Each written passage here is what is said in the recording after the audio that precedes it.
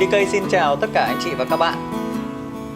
Hiện tại chúng ta đang đứng trước khu vực phố Hàng Ngang và cụ thể là ngay trước ngôi nhà số 48, nơi Bác Hồ đã soạn thảo và viết bản tuyên ngôn độc lập, khai sinh ra nước Việt Nam Dân Chủ Cộng Hòa. Và đồng thời đây cũng là ngôi nhà của cụ Trịnh Văn Bô, một nhà tư sản lớn đã cưu mang và che chở cho các cán bộ cách mạng trong thời kỳ kháng chiến. Và đặc biệt hơn là những đóng góp về vật chất của cụ Bô đã giúp cho cách mạng Việt Nam đi đến thắng lợi hoàn toàn. Vậy trong video này, chúng ta hãy cùng nhau tìm hiểu lịch sử và khám phá về ngôi nhà này. Ở đây là có cái hướng dẫn này, có cái ghi thông tin là đây là khu di tích mà Bác Hồ đã viết bản tuyên ngôn độc lập. Ở bên này thì chính là khu hành chính để quản lý khu di tích này. Và chỗ này thì có một cái giếng cổ của nhà cụ Bô thời xưa này. Di tích là chỉ ở trên tầng 2 thôi gì em? Cả tòa nhà này thì có khoảng 4 đến 5 tầng. Nhưng mà chúng ta chỉ đi trong tầng 2 thôi. Bởi vì tầng 2 chính là cái nơi mà có cái dấu ấn còn sót lại về cái quá trình hoạt động cách mạng của cụ Hồ và các cán bộ cách mạng của ta thời xưa. Wow, chúng ta lên tầng 2 rồi. Ở đây là có hai bên đối diện ở cái dãy, hai bên dãy hành lang này. Bây giờ chúng ta sẽ vào bên phải trước nhé. Chúng ta vào đây.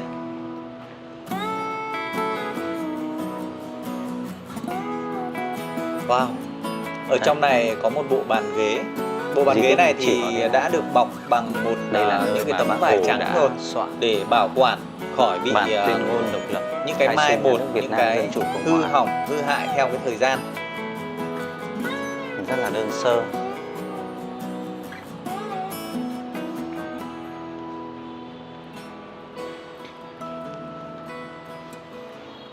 Căn phòng này Chủ tịch Hồ Chí Minh đã khởi thảo bản tuyên ngôn độc lập, khai sinh ra Việt Nam Dân Chủ Cộng Hòa, nhà nước dân chủ nhân dân đầu tiên ở Việt Nam, ở Đông Nam Á.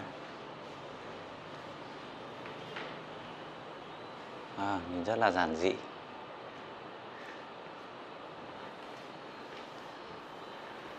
Xem đây, cái giường này để làm gì đây? Giường nằm nghỉ của Chủ tịch Hồ Chí Minh. Đây là bằng vải.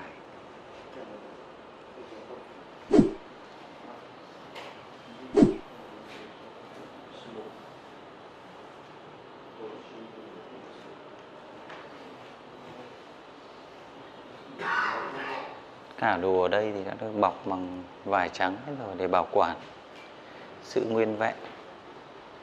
Chưa, cái bàn này là cái bàn nguyên của thời xưa hay là dựng lại nguyên của thời xưa?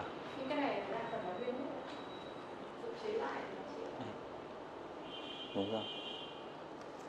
Nhìn trên mặt bàn này nứt nẻ thế này. Đấy, nứt nẻ lâu rồi nó mới nứt nẻ như này này.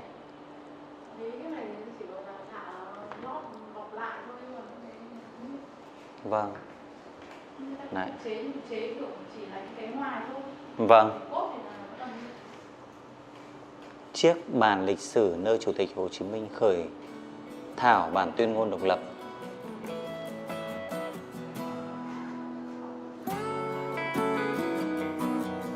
Nói về cụ Trịnh Văn Bô thì cụ sinh năm 1914 và mất năm 1988 và là thương nhân của Việt Nam vào giữa thế kỷ thứ 20.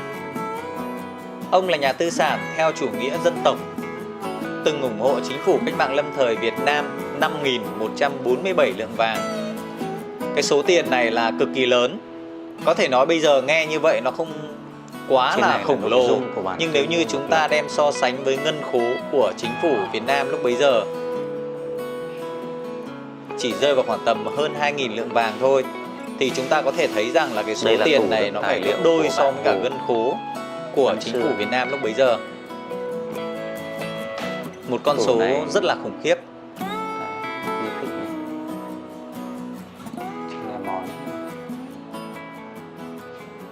Những cái tủ này thì còn nguyên từ thời xưa. Thì tủ này dùng cũng bền, chắc không phải là phục dựng.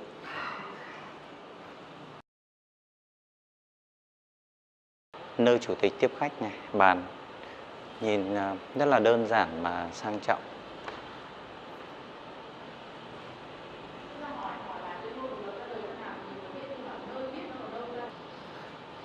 Tủ đựng cốc chén tiếp khách này. Đấy. Tủ thời xưa nhìn rất đơn sơ.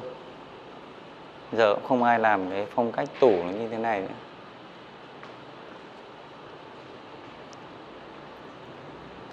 Thảm này thì là thảm mới bây giờ chứ nhỉ?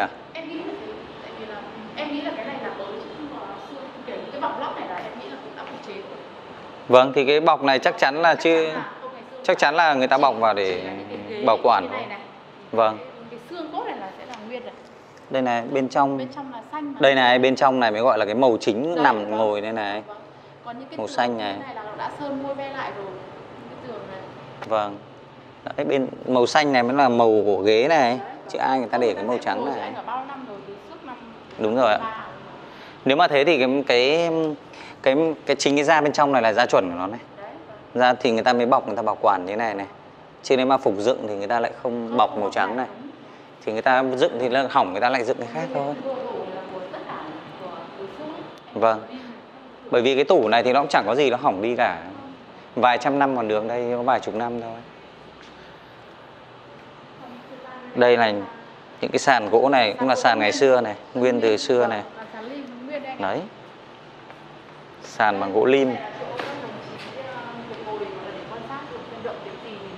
Mọi người họp nhất ở đây là sẽ nhìn. Vâng. Nhìn quan sát ra bên ngoài luôn. Ngày xưa thì đâu có cái dãy nhà này đâu chị nhỉ? Ngày xưa thì những năm trước không nghĩ là không có những cái dãy nhà. Vâng. Nhà mái lá mấy lớp có thì cũng chỉ mái lá thôi. 45 thì chưa có được. Vâng. Mà nhưng mà cái phố này là hồi xưa là Tây nó Pháp nó của mình, nhưng là Pháp nó quản lý chứ.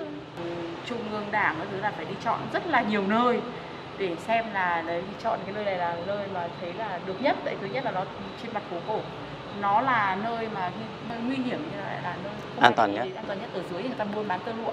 Vâng. Ở dưới tầng 1 ấy là người ta buôn bán. Vâng. Đấy. Mà ở cái ngôi nhà này đã có 2 cửa. Vâng.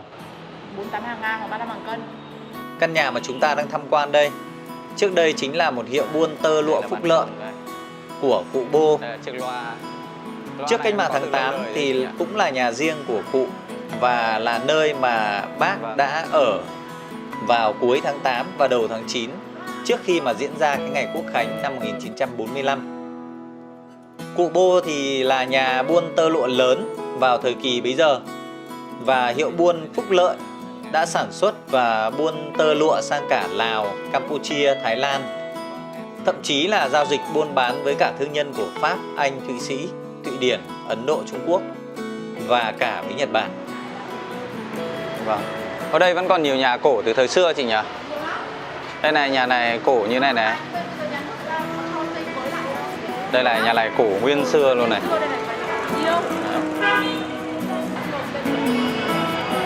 Đúng rồi, mấy cái nhà này cổ hết thế này.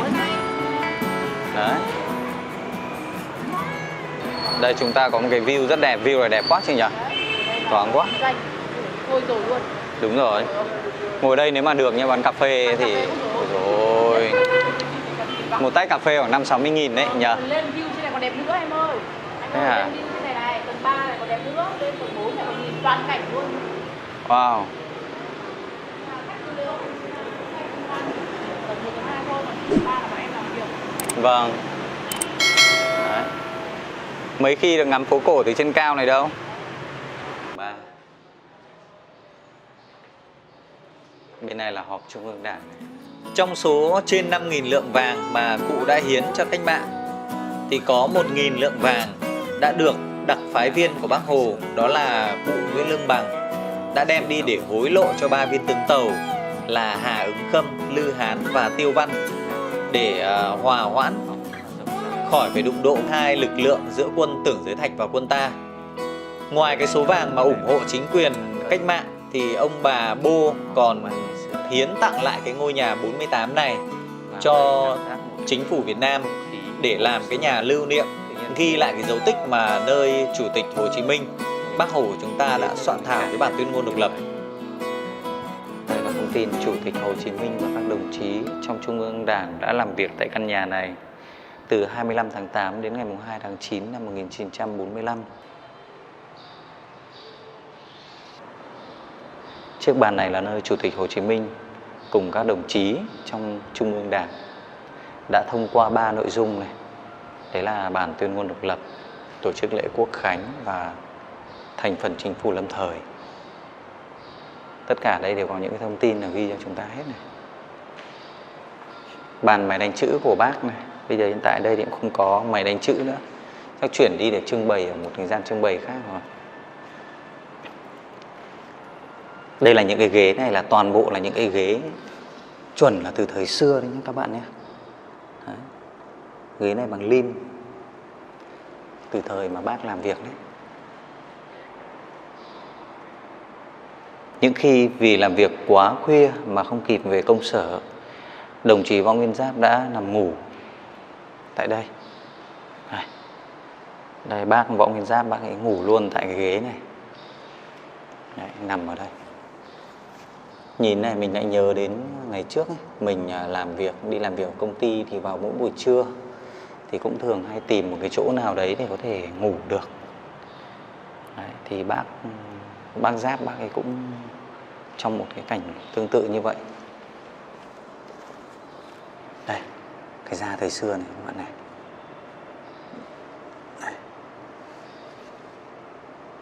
Đây là vải không phải là da. Đây là vải trắng.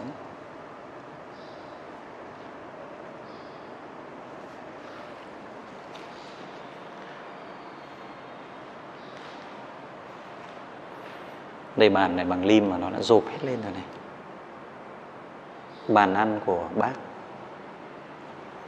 Đấy, để qua thời gian nó rộp hết rồi.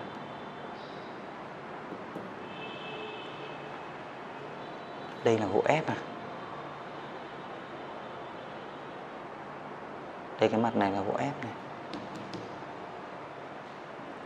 Đâm ra nó mới rộp được.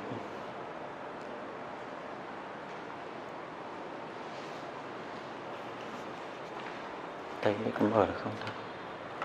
Khóa thôi. Đây khóa thôi.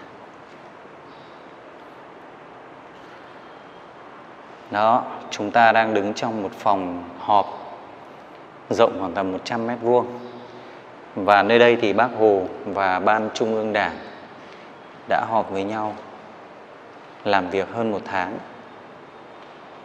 để ra 3 cái quyết định. Thứ nhất là về tuyên ngôn độc lập. Cái thứ hai là Ban Chính trị lâm thời, cán bộ lâm thời. Và thứ ba đó là tổ chức lễ quốc khánh. Một phòng họp rất đơn giản nhưng thoáng mát. Đây là một căn nhà của nhà tư sản đã giác ngộ cách mạng và đã giúp đỡ Ban Chính trị để có được một nơi làm việc như thế này.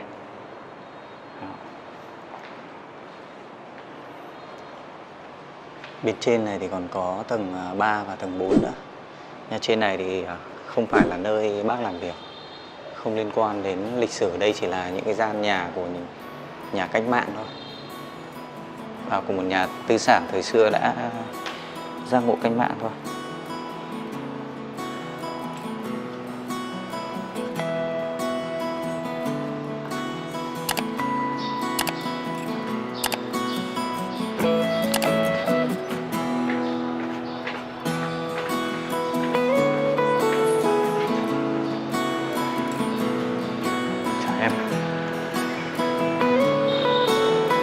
Hóa ra anh nói chuyện với chị kia anh mới biết em là kiểu hướng dẫn đúng không? Thế mà anh biết thì anh nhờ em lên dẫn cho anh. Thiên Minh à? Thiên Minh nhưng mà có nghĩa là ví dụ ai không biết thì em vẫn hướng dẫn. Thế mà không nói luôn, giới thiệu luôn với anh để anh nhờ luôn. Anh lên mãi anh mới biết.